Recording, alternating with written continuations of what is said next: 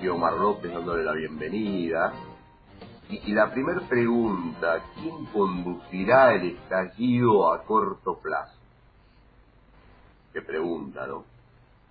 El poder económico y su escaso tiempo para sostener el gobierno de ocupación. La oposición, al parecer, en la encrucijada para la contrarréplica. Y por otro lado, la resistencia popular en aumento y aún sin una dirección política. Y esto no es una cuestión menor. Es uno de los grandes desafíos de los últimos 50 años en la política argentina. El comando del poder económico sigue descuartizando derechos y garantías, todas las constitucionales. El pueblo cada día más hambriado, y la palabra es correcta, hambriado de manera criminal, y promueve un estado de sitio, Milei, para desarmar la organización de la protesta social. Necesitan desarticular la protesta social. El malestar es muy visible, de la angustia a la desesperación. A 19 días de asumido el gobierno y con una treintena de amparos, como decíamos recién, en la justicia, la CGT anunció el primer paro general de 12 horas, con movilización al Congreso de la República para el 24 de enero. No es mucho tiempo. ¿Qué país tendremos para esa fecha? ¿Cómo estarán las relaciones políticas en el marco opositor? ¿Cómo habrá avanzado o retrocedido el gobierno de los CEOs? El Consejo Directivo de la CGT sigue avanzando en la acción gremial, judicial y política, y estos no son títulos, porque se trata de ver cómo se organiza la fuerza y movilización, por ejemplo, en todas las regionales. Sintonizar criterios, tiempos de acción. Hay diferencias notorias en la relación de los gremios con los gobernadores, por ejemplo, con los criterios de cómo ajustar el armado con la oposición política, con escenarios sensibles en el Congreso, intendentes y gobernadores. No resulta por ahora que se pueda lograr una unidad táctica inmediata sin unir todo el arco opositor que obliga a alianzas diferentes, como te dije, y tiempos ajustados en cada escenario. El enojo moviliza a más ciudadanos que rechazan el golpe de mercado, con remarcaciones que siguen sin piedad. Los ajustes mensuales a dólar de los alquileres, que es un zafarrancho que parte al medio y desangra a la familia. El amasijo de los jubilados, que no llegan a cubrir apenas ni 10 días de su existencia. Remate del país productivo o la privatista, imposición de un estado de sitio que va de la mano de desconocer la Constitución y pretender gobernar sin el Congreso. Milei nos lleva a un viaje de 200 años para atrás. No hay humanismo de ningún riesgo y de ningún rasgo por parte de Milei para que se apiade del sufrimiento, la catástrofe social que produce la violenta transferencia de riqueza, porque de eso se trata. Está en el inicio de su ejecución, empuja a un caos difícil de contener y direccionar en términos políticos y en términos organizativos. Hay una distancia.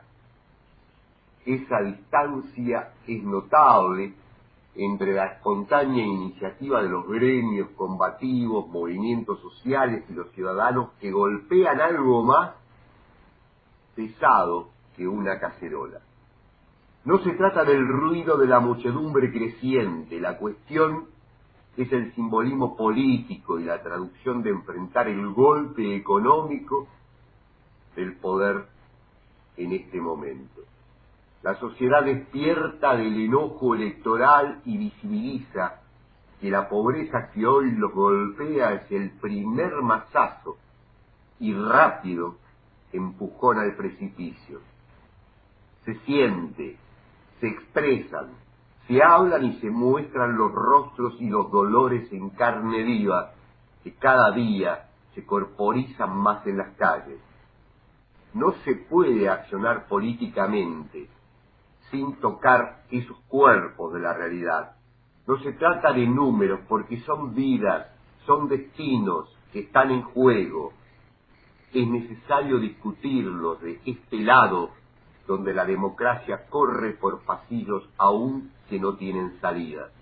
Y la acción central de la política, que es la acción de la unidad táctica y oportuna, sigue todavía sin resolverse. En este contexto, vuelvo a insistir, ¿no queda muy lejos un paro con movilización para el 24 de enero? Aunque no solo esto depende de la CGT, está claro. ¿Qué frente de iniciativas hay también por delante? Con su propia dinámica, su propia dinámica social, como por ejemplo ambas CTA, los movimientos sociales, el movimiento de jubilados, las juventudes universitarias, los docentes, los estatales, los trabajadores de la cultura, los científicos, los gremios democráticos, que están en unidad táctica con la CGT, o un poco de costado, pero están, y son muchos más. ¿Cómo se cursa entonces la crisis ante las maniobras de la vieja burocracia servicial del poder económico? Por ejemplo, vimos en estos días sacarse la foto al titular del gremio de comercio, que parece una monarquía más que un dirigente gremial, Armando Oriente Cavalieri, que siempre fue ese empleado multimillonario de los grandes grupos económicos, y le entregó la flexibilización laboral en mano a Milei. Y Luis Barrio Nuevo y otros tantos de la CGT que vienen de tiempo atrás siendo servidumbre, millonaria servidumbre del poder económico. Claro, en la CGT no son todos lo mismo. Hay viejos combativos, grandes historias de dirigentes que resistieron y que son coherentes. Por eso hay que diferenciar. Pero eso también es un parteaguas a la hora de cómo llevar la política hacia adelante y hasta dónde la lucha es real, profunda, legítima, articulada, organizada y sin tregua. Porque los desarmaderos de la lucha por el poder, de la distribución de la riqueza, siguen funcionando. Ahora regresa la disyuntiva, liberación o dictadura feroz de un grupete de poderosos empresarios. El anticristo, para terminar, nos vacía el vientre. Saluda como lo hizo ayer desde el balcón de la Casa Rosada, con peluca y campera de cuero con 30 grados a la sombra, y un puñadito de transeúntes que estaban ahí lo puteaban, porque no había nadie. Y el elenco de ministros que lo acompañaban, los que ya endeudaron por un siglo a nuestro país y están de vuelta en el gobierno, saludaban a la nada, como si ganaran el Mundial de Fútbol.